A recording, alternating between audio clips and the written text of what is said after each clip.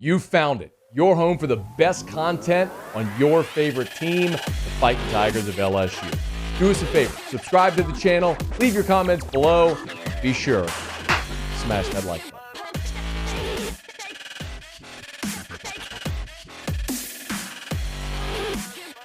So tomorrow is signing day.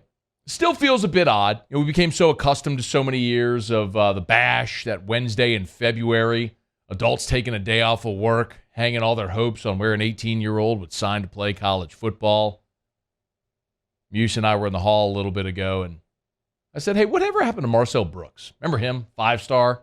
Marcel Brooks? Yeah, he spent 1 year at LSU, went to TCU, converted to wide receiver, caught 5 passes, converted back to linebacker, made 3 tackles this year. The dredges of signing day. A necessary evil, as I've always termed it. But I got asked earlier today if I was concerned that LSU hasn't been more successful in the portal as of right now. And just as a quick catch-up, here on the eve of signing day, LSU has 1 transfer commitment. Of course, it's Aaron Anderson, the wide receiver. We talked about him. 5-star from Edna Carr, was a one-time LSU commit. When they fired Ed Ogeron, he immediately decommitted, ultimately signed with Bama, was there this year, injured, played just 1 game against Austin Peay, hit the portal. Now he's going to sign with LSU on Wednesday. Awesome. Position of need, game-breaking, deep threat, elite speed, going to be able to help in the return game immediately. Love it. But he's the only one. And I was asked this question if I was concerned that it's really been quiet, that LSU hasn't had more success getting commits out of the portal, and my answer was no. Quite the opposite, actually.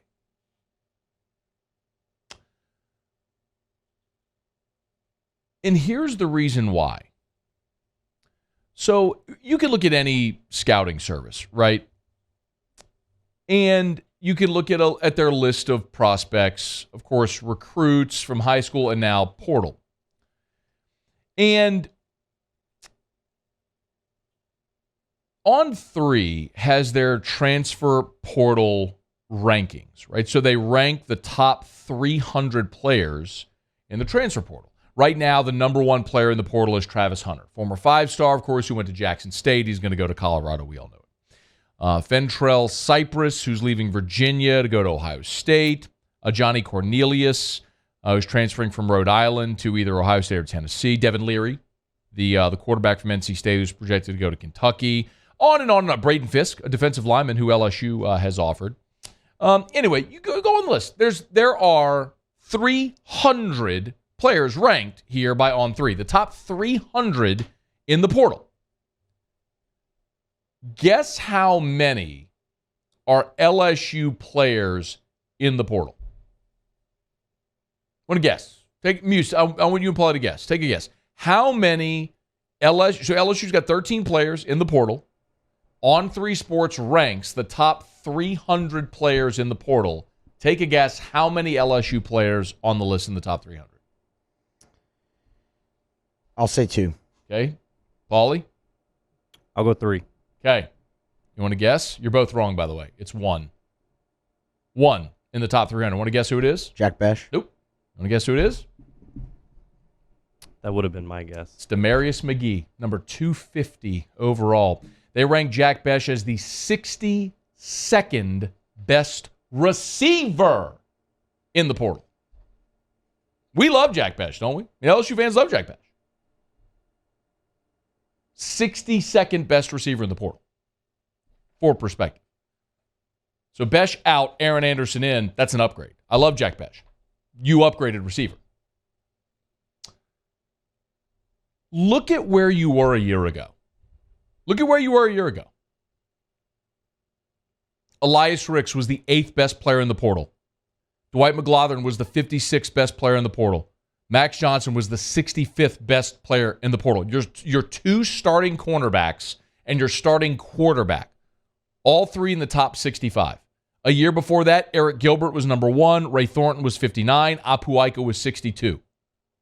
In the last 2 years, you've had each year 3 players in the top 65 leaving you in the portal. This year, you got one in the top 300. Brian Kelly has stabilized the roster, y'all. That's the lesson here. Last year, every day we were celebrating portal additions. We were celebrating Joe Fouché, Greg Brooks, Jark Bernard-Converse. I mean, every day there was another one.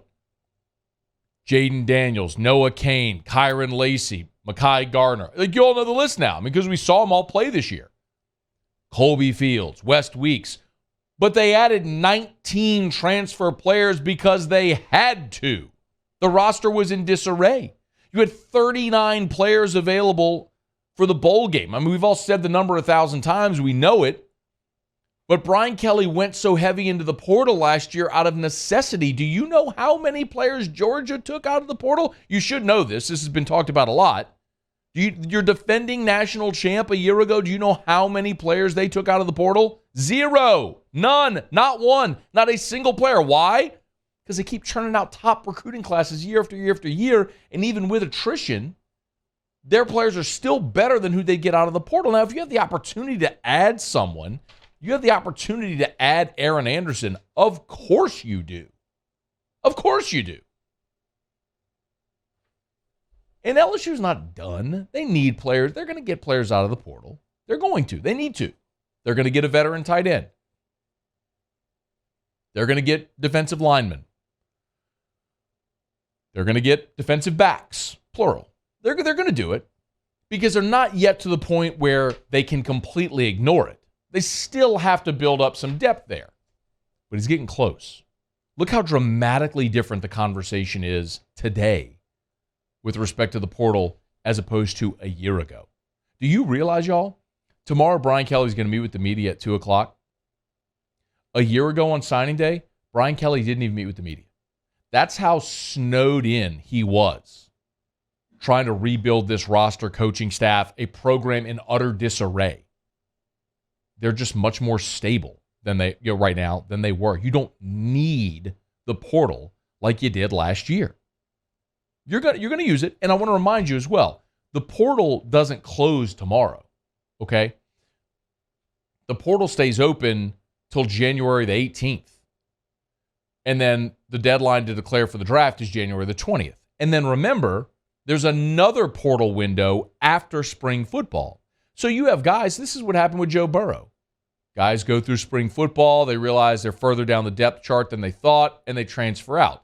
So it may not even be that LSU adds more portal guys now. They probably will. There's some guys they like.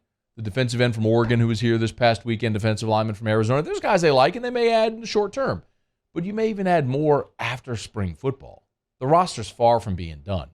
There's just far less work to do now than there was a year ago. So don't be dismayed by the lack of transfer portal commitments. Be encouraged by the fact that you don't need a dozen transfer portal commitments right now like you did a year ago just to be able to field a team for spring. They added 15, y'all. They added 15 mid-year enrollees last year. If they didn't, they probably couldn't have had spring ball. Dramatic difference. Hat tip to Brian Kelly. The fact that this conversation is so different today than a year ago is a great illustration of just how far they have come in one calendar year. Hey, thanks so much for watching. Please leave your comments. I love to interact. And be sure to hit the red subscribe button below.